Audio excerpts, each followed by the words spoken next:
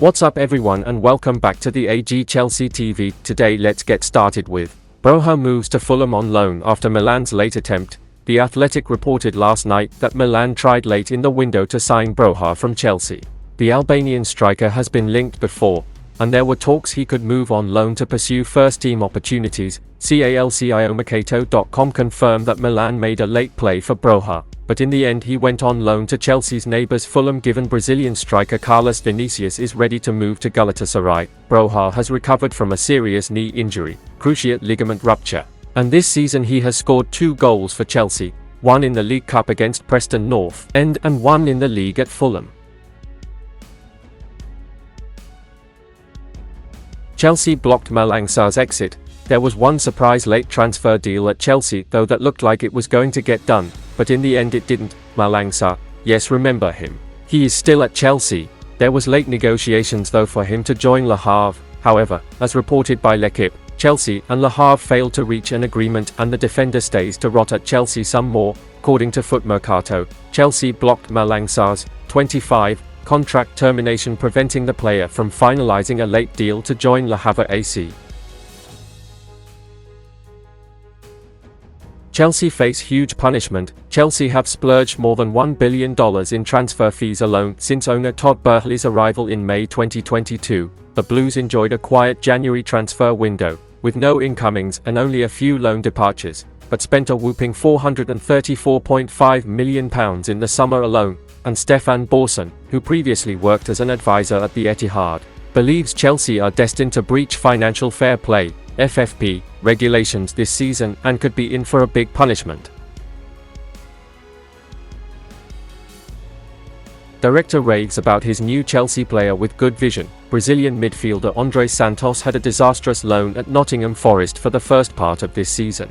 But luckily there was another window in January and a chance for that to be amended. Chelsea recalled him in January and he has then gone back out on loan to another club in the final hours of the window. Santos has now joined Chelsea's sister club Strasbourg on loan for the rest of the season, which to be honest looks like it should be a better move for him, and if the words of Strasbourg director, Loic Desire, are anything to go by, then it looks like they really rate Santos and he should get much more game time now. Cited on X, Desire said, Andrés Santos is a midfielder who has good vision of the game. His very high passing quality allows him to break the lines. His profile is very complementary to our current midfielders.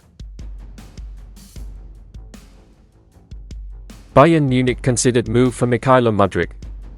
With Serge Gnabry out and Kingsley Coman picking up a torn MCL last weekend, Bayern Munich started to explore how to bolster the wing position.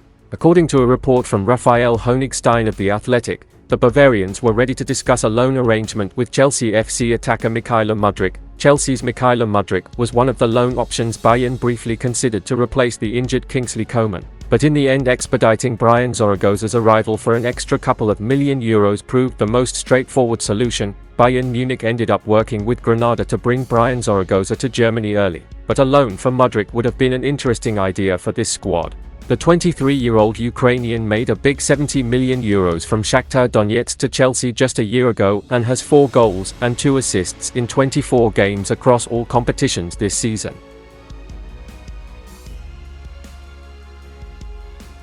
Todd Boehly now eyeing dominant defender. After Chelsea made a late U-turn on the future of Broha, the forward completed a move to London rivals Fulham for a reported loan fee of £4 million. The former Southampton loanee expressed his delight over the move, saying, "It feels amazing. I'm really happy to be here and I can't wait to get started, meet the players and manager, and play for the fans. The fans always play a big role and I can't wait to go to Craven Cottage and meet them all.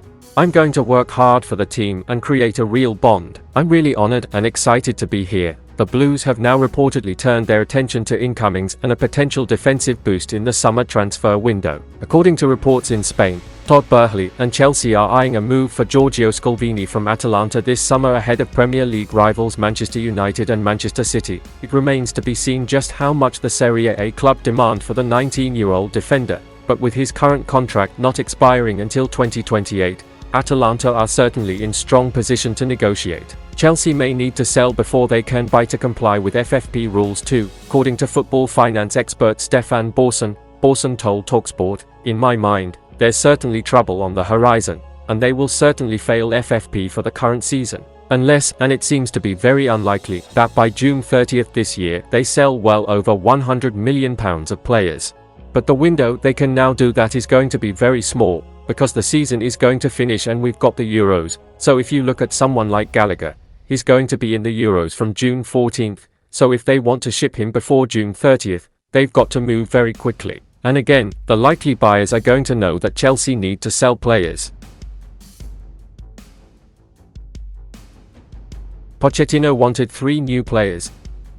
During his first transfer window after his arrival at Stamford Bridge in the summer, Pochettino was provided with 12 new players, some of which were regarded as one of the future. With it coming at a time when 10 first-team players departed the club and others left on loan, there was a greater balance to the squad than under the likes of Graham Potter and Frank Lampard in 2022-23. However, despite the incomings, 6 of which were for in excess of £30 million, Chelsea find themselves in the mid-table positions in the Premier League table, as they were during the last campaign. Speculation persisted that further fresh faces would move to the West Londoners in January, even though there was pressure to meet FFP criteria. Instead, Chelsea failed to make a single senior addition, instead allowing the likes of Ian Maatsen and Armando Broha to go out on loan to Borussia Dortmund and Fulham respectively. According to journalist Sami Mokbel, who was speaking on the It's All Kicking Off podcast, Pochettino had initially wanted to make several more statement signings. Mokbel said, "He went into this January wanting a left-back, potentially a goalkeeper, but definitely a centre-forward. We are now, 12 hours or whatever it is away from the deadline.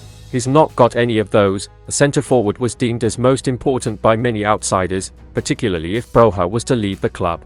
With Nicolas Jackson having been inconsistent since his arrival from Villarreal and Christopher Nkunku having made just 5 appearances due to injury, Pochettino will now rely on the aforementioned pair and Brazilian youngster David Washington, who has been restricted to just 2 substitute outings in all competitions. On the goalkeeping front, George Petrovic has made a positive impact while deputizing for the injured Robert Sanchez, arguably doing enough to retain his spot between the sticks when the Spaniard has recovered from a knee injury.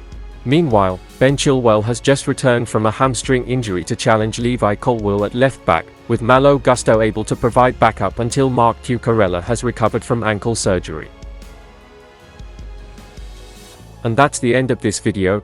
Don't forget to subscribe and turn on notifications to support me.